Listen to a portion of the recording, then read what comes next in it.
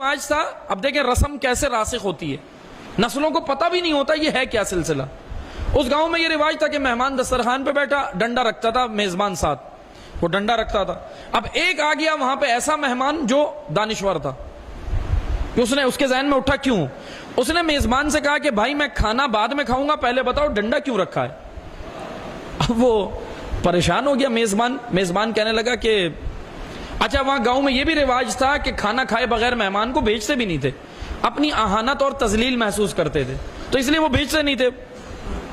بہرحال اس نے کہا کہ میں آپ کو بعد میں بتاتا ہوں, آپ پہلے کھانا کھا لو. وہ ٹالنے کی کوشش کی کیونکہ میزبان کو خود نہیں پتا تھا ڈنڈا کیوں رکھتے ہیں. اس نے تو دیکھا تھا آبا و اجداد سے جو چلا آ رہا تھا, وہ ڈنڈا رکھ دیا. اس نے کہا کہ کیوں رکھتے ہیں, کہا کہ اس نے ٹالنے کی کوشش کی, آپ کھانا کھا لو پھر میں بتاتا ہوں. اس نے بولا نہ میں کھانا ہی بعد میں کھاؤں گا, پہلے بتا. اب مہمان کو ایسے بھیج بھی نہیں سکتے.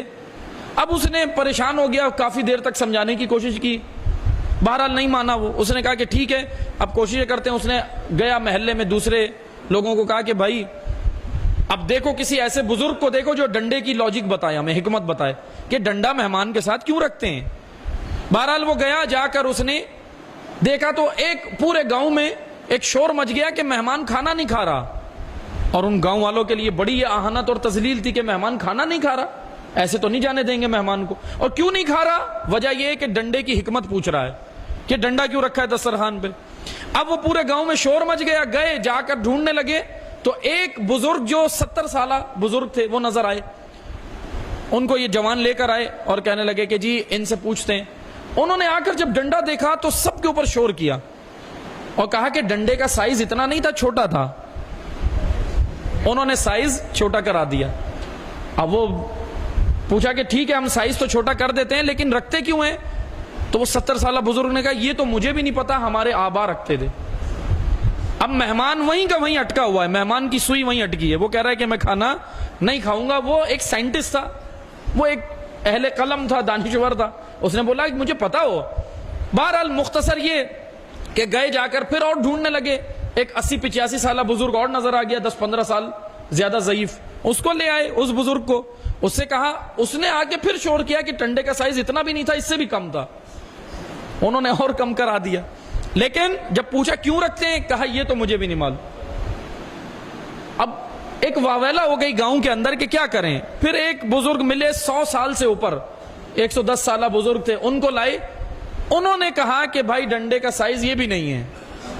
اب انہوں نے کہا کہ ٹھیک ہے یہ رکھتے کیوں ہیں. انہوں نے بولا کہ بھائی ہم ڈنڈا نہیں رکھتے تھے, کھانے کے ساتھ خلال اور ٹوتھ پک رکھتے تھے تاکہ دانتوں میں جب پھنس جائے تو وہ صاف کیا جائے.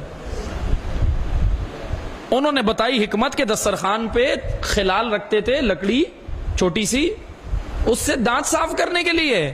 یہ ڈنڈا بن گیا چلتے چلتے آگے. رسم ایسے ہی ہوتی ہے, شروع کہیں سے ہوتی ہے, وہ بن کیا جاتی ہے اور آنے والی نسلیں اس پر ایسے عمل کرتی ہیں جیسے عین دین ہے یہ. اور ہم کہتے ہیں نا کہ اگر رسم چھوٹ گئی تو ہم سمجھتے ہیں بہت بڑا گناہ ہو گیا, لیکن نماز فجر قضا ہو جائے کہتے ہیں پرواہ ہی نہیں, امام حسین بیٹھے, وہ کہیں گے آنے دو یہ میری پارٹی کا ہے. یہ کون سا دین ہے. احکامات شرعیہ واجبات ترک ہو جائیں پرواہ نہیں, دل بھی نہیں گھبراتا, لیکن رسم چھوٹ جائے تو کیسے ہوتے ہیں. مثلا والد صاحب نے مجلس رکھی تھی شام 4 بجے, تو 4 بجے ہی ہوگی. یہ دین ہے, مجلس دین ہے, 4 بجے رکھنا دین نہیں ہے. 4 بجے رکھنا رسم ہے, مجلس دین ہے.